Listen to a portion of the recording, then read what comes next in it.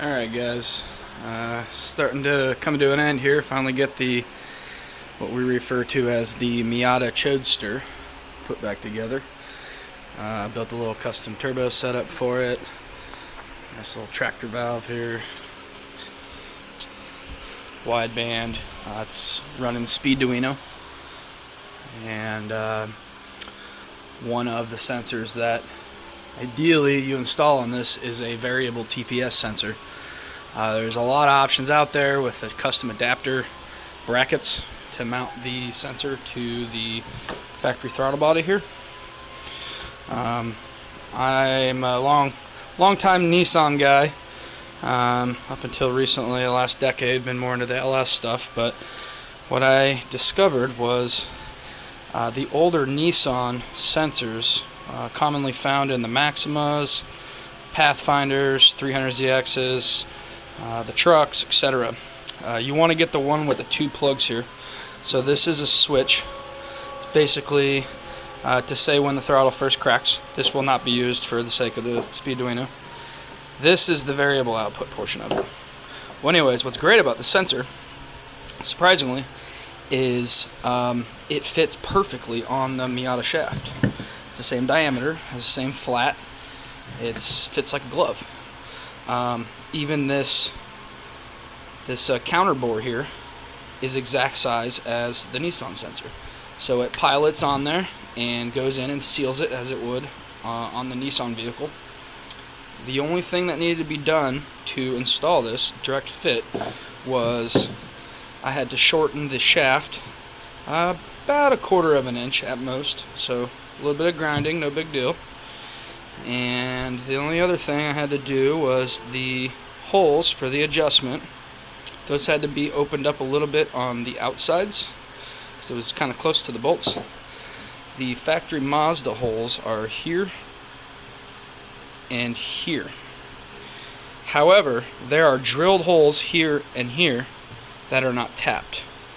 So all I had to do was tap that to the same thread pitch as these, which is an M4 by 0.7 millimeter. So I tapped these two holes, opened up these, made them a little wider, shortened this shaft. As you can see, this drops right on.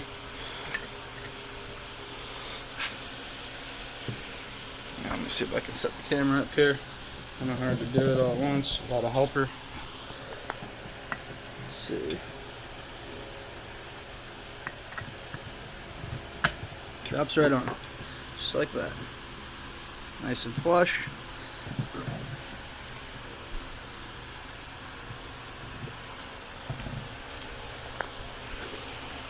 Apologize for the poor filming here.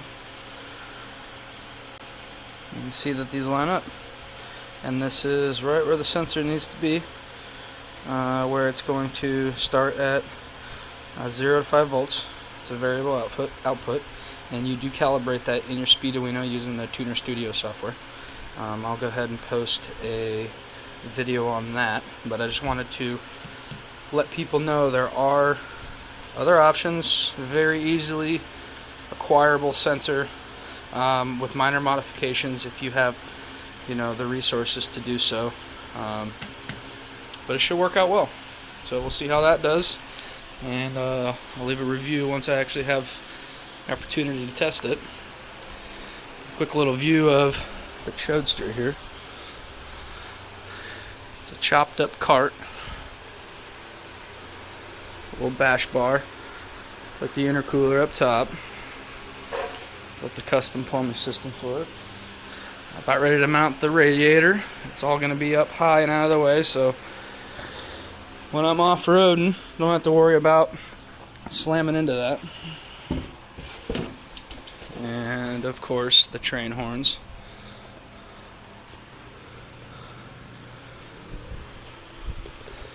This car was actually built originally for the inaugural Gambler 500 here in Florida, which was a lot of fun. Managed to total the majority of the front end of the car, including the suspension and the front bumper and bumper supports.